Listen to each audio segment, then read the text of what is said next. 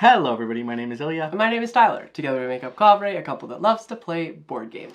And today we'll be showcasing a new game for you, and that is River Valley Glassworks. This one right here.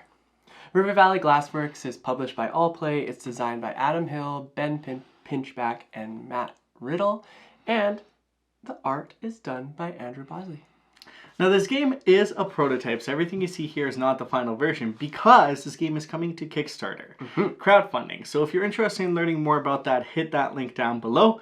But we're extremely excited to talk about this one because the designers and the artists and just the overall package is fantastic. They produce some of the best games that we really enjoy. Yeah. So we're excited to dive into it. Yeah, there are a lot of checkboxes here for us, so we were very excited when we got the opportunity to play this. But with that out of the way, let's take a quick look at how River Valley Glassworks works.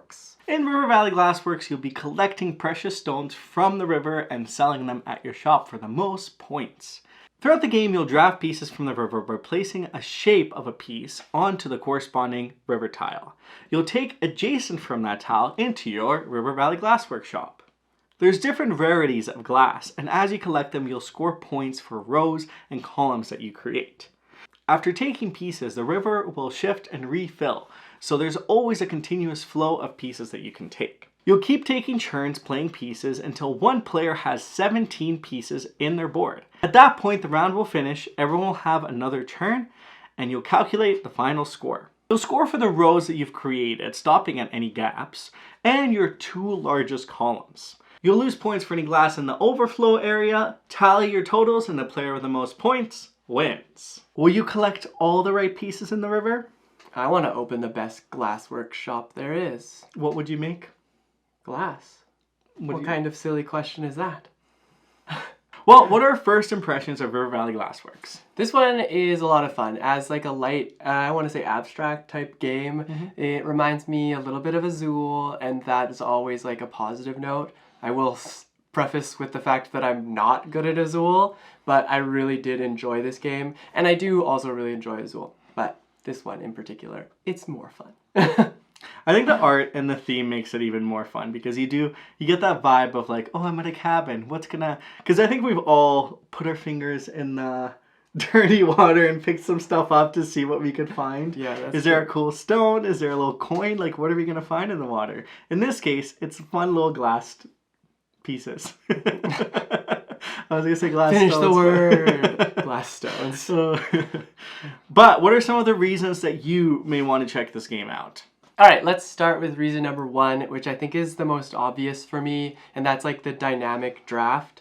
So not only are you dealing with this like cool river flow thematic piece where you're moving the tiles back and pushing the river, allowing it to flow into this lake, but you're also changing how the draft works. Because the shapes and where they are, the adjacency that ends up happening, you'll always end up having different decisions to make and which ones you need to take, and I think that adds like a really unique piece to this game in particular and drafting in general that like really spoke to me. Well, I think it adds a player interaction to it, which is really fun because you're not necessarily waiting for your turn. You're seeing the river adapt and move with what everybody else is doing. And I know like near the end point of the game, you see what other players need. Like I remember there's a game that Tyler really need. There was 4 of this one color somehow miraculously, and it was a really good color for him. And all I could think of was like, how do I mess that up? What else can I throw in there that like would lose him points? Because I don't want him to just take all those pieces. So because you are in control of the river flowing and the glass that's in it, it makes for a really interesting dynamic.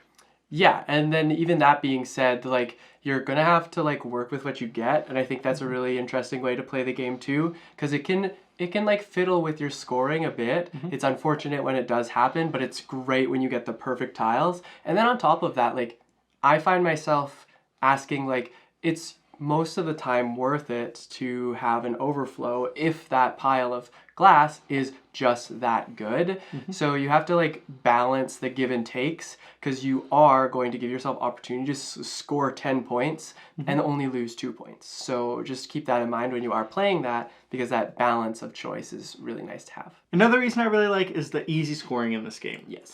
Because at the end of the game, you'll score your rows based until where the blanks are, and then your top 2 highest columns. Yes. And the fun part is the tie break is always to the left, so you'll score less points if there's tie breaks. works. I really, really like the scoring dynamic. I know some other games do it, but it felt very unique to me. And it reminded me a lot of Sub-Astral. It's another game by the same designers. For good reasons, So if you enjoy this type of game and want a card version of something that's similar, I would really recommend Sub-Astral. Yeah. Well, or vice versa. If you liked Sub-Astral, you'll probably enjoy River Valley Glassworks. It's just a fun scoring mechanism because you never quite know, and like the planning of it, you can try your best, but because the river is flowing, you don't really know.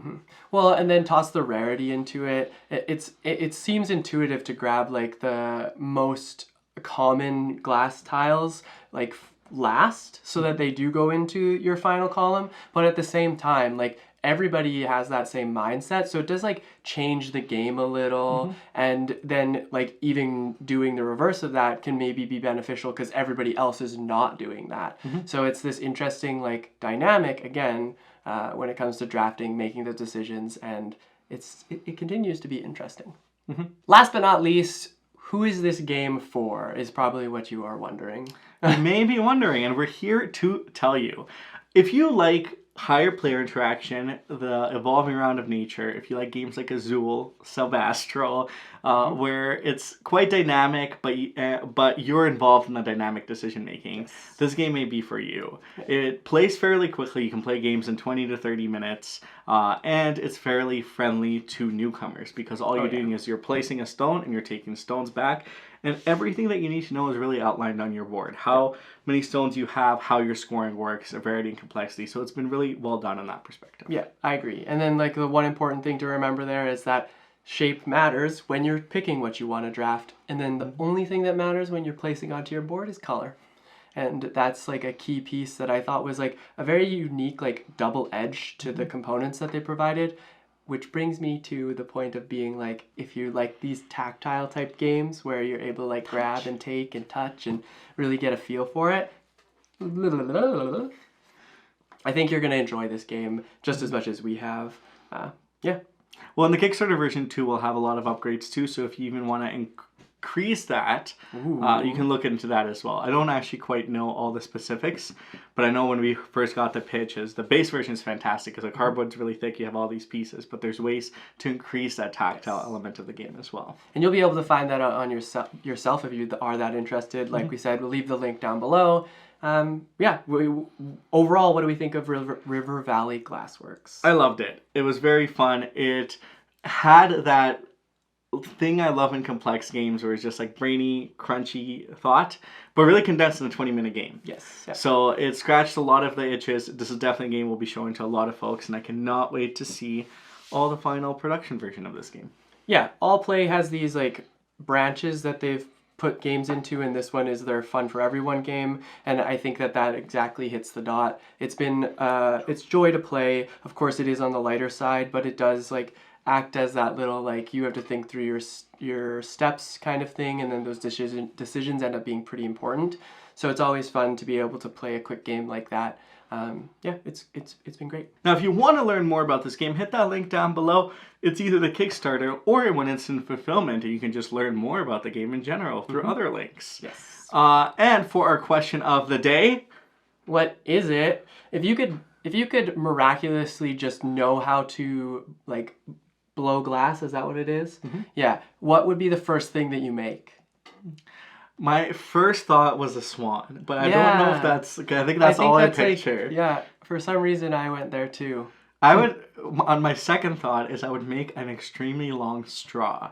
So I could lay in bed, and it will go all the way down to like a nice little cold... In the fridge. It'll go to the fridge, and I can always have cold water. You're asking a lot from glass, though. That would be pretty wild. I feel like it would break instantly. One of our dogs would just run through it. Oh, yeah. Yeah. It would be game over for that straw. Anyways, what would you make? I think that's an interesting little question to ask here. Let us know down in the comments below. And if you enjoyed this video, hit that thumb up, leave us those comments, do all the things in the description. We also have a fun Discord and a great Patreon. Check out those links as well. Yes. And we will see you in the next one. Goodbye. Bye.